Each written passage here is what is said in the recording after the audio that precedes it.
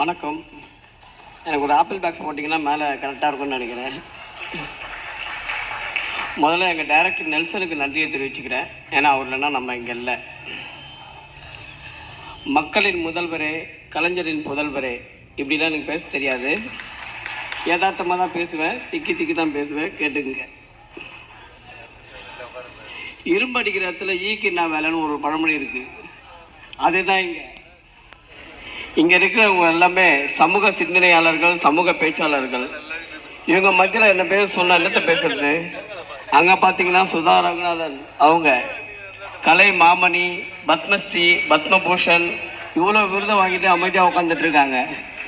அவங்க பக்கத்தில் உட்காந்துட்டு என்னைய பேசுனா என்னத்தை பேச முடியும்? நமக்கு 2 படிக்கட்டு ஏறினாலே மூச்சு வாங்குது. ஒருத்தர் 50 வருஷம் அரசியல் நடத்திக்கிட்டு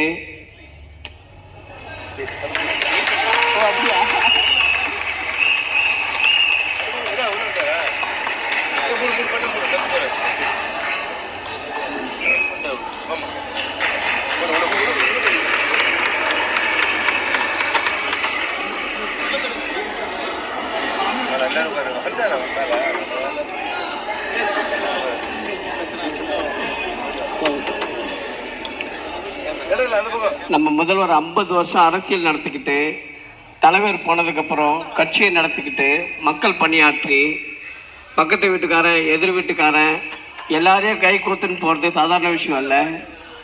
அவருக்கு என்னுடைய பிறந்தநாள் வாழ்த்துக்கள் சொல்ல வரல, அவர் ஆசீர்வாதத்தை வாங்க தான் வந்திருக்கேன்.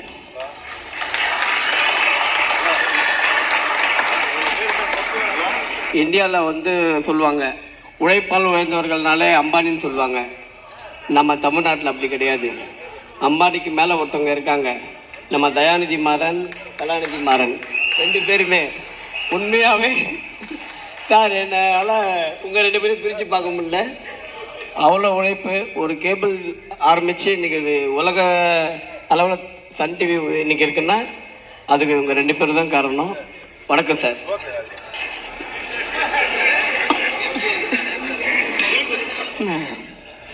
பேசுறதுலேயே இந்த உடச்சி பேசுறதுன்னு ஒன்று இருக்கு. தேங்காய் உடைச்ச மாதிரி நீங்கள் பார்த்துருப்பீங்க. நம்ம கருப்பழனியப்பன் அண்ணன் அவர் பேசும்போது யதார்த்தமாக இருக்கும். டே இவன் அதை பண்ணான்டா, நம்ம இதை பண்ணுவோம், அந்த மாதிரி தான் பேசுவார். நிறைய யூடியூப் பார்த்தீங்கன்னா தெரியும், அந்த மாதிரி தான் பேசுவார். ஆனால் நிறைய படிப்பீங்களா?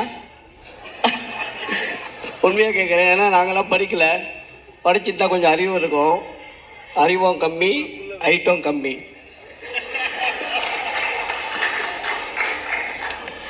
அன்பில் மகேஷ் அண்ணன், இன்றைக்கி நம்ம தமிழ்நாட்டு கல்வித்துறை உயர்ந்துட்டே வருது.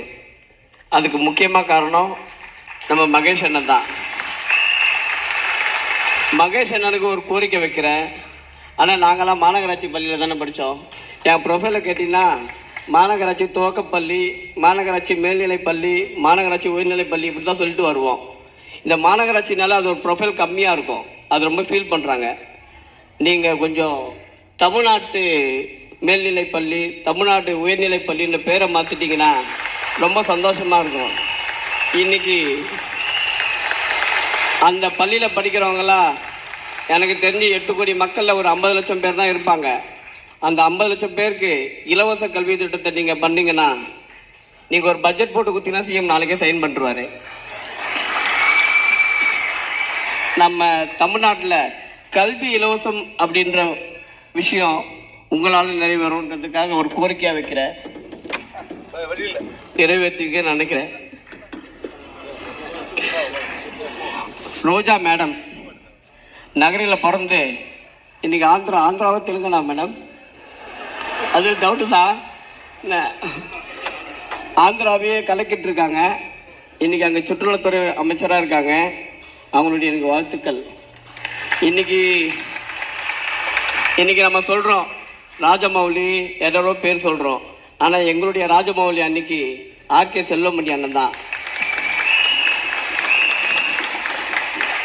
பிரம்மாண்டம், அவ்வளோ பிரம்மாண்டம். இன்னைக்கு இல்லை, நாளைக்கு இல்லை, என்றைக்குமே பேசும் புலன் விசாரணை கேப்டன் பிரபாகரன். உண்மையா இல்லையா அண்ணே? வணக்கண்ணே. நம்ம எல்லாமே சொல்லுவோம், ஒரு செங்கலை வச்சு வீடு கட்டலாம், ஆனால் ஒரு செங்கலை வச்சு கோட்டையே கட்டினாரு உதயநிதி ஸ்டாலின் அவர்கள். அவர் இன்னைக்கு இல்லை. அவருக்கு நன்றியை தெரிவிச்சுக்கிறேன். இவ்வளோதான் பேச முடியும். இதுக்கு மேலே பேச விட்டீங்கன்னா கஷ்டம். தேங்க்யூ, பாய்.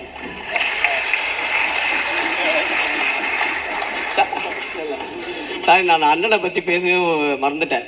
சேகர் பாபா அண்ணனை பற்றி. ஏன்னா அவர் தானே கூப்பிட்டாரு, மறந்துட்டேன். சேகர் பாபு அண்ணனை பற்றி நம்ம எதுவும் சொல்ல வேணாம். காலையில் தினத்தந்தி பேப்பரை பார்த்தீங்கனாலே தெரியும். இந்த கோவிலில் வந்து இவ்வளோ இடத்த வந்து கவர்மெண்ட் எடுத்தது, அந்த கோவிலில் அப்படின்ட்டு போட்டுக்கிட்டே இருப்பாங்க. திமுகவில் சொல்லுவாங்க சாமி பக்தி இல்லை, சாமி இல்லைன்ட்டு. அதெல்லாம் பொய். எங்கள் அண்ணனை பாருங்க, இன்றைக்கும் கோவில் அன்னதான திட்டம் நிறைய திட்டங்களை வச்சுட்டு இன்றைக்கும் அந்த ஒரு என்ன சொல்லுவாங்க, மத சார்பின்மை சொல்லுவாங்களே,